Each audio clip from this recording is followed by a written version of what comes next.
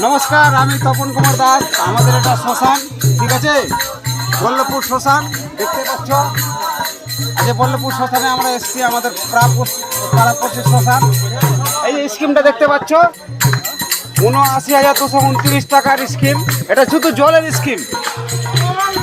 এবার জল আছে, জল নেই, জল নেই, কিছু নেই। জল আছে, জল নেই। এটা ট্যাঙ্কি আছে ভাই, ট্যাঙ্কি আছে, কিন্তু জল নেই, এখানে জল নেই। এবার এখানে থামো, এই যে দেখাও, এটা মার্শাল, এটা মার্শাল চালু নেই, মানে মার্শালটা পুঁতে দিয়েছে। এখানে ইলেকট্রিক পরিষেবা নাই, বা কি সমস্যা আছে তারাই জানে, সাধারণ কাজ করেছে।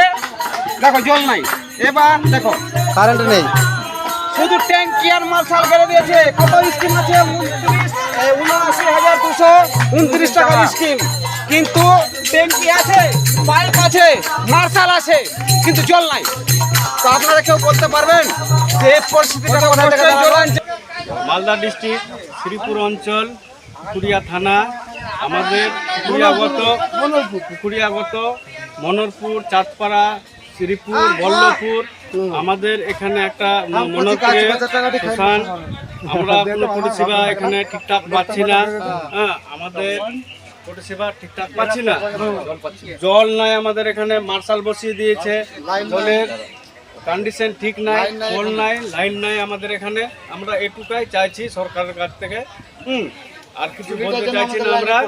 হ্যাঁ, এটুকাই আবেদন সরকারের কাছে আমাদের। জীবন ঠেলে চলে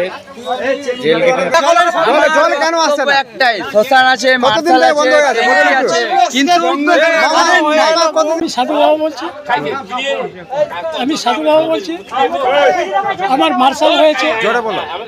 আমার মার্শাল হয়েছে এবং ট্যাঙ্কি হয়েছে, লাইন পাচ্ছি না, জলের আমার অভাব, এবং কি আমি জল দূর থেকে এনে খেতে হচ্ছে। এটা পঞ্চায়েত কাটা হয়েছে, এবং কি আমি বারবার রিকোয়েস্ট করছি যে আমার শ্মশানে লাইনটা হোক, পানীয় জল হোক। আমি সাধু বাবা হয়ে আমি এখন বর্তমানের জন্য আমাকে জল এনে দিতে হচ্ছে। এই আমার বক্তব্য, যা করে যেন হোক, যা করে হোক অতি শীঘ্রই যেন ব্যবস্থা করা যায়, লাইনটা আমার হয়ে যায়, এবং পানীয় জলের ব্যবস্থা করা হবে। বিশেষ দরকার, যদি আমাকে লাইনটা না দাও তাহলে সাধু বাবা হয়ে আমি কি করে থাকবো এই বনে। নমস্কার।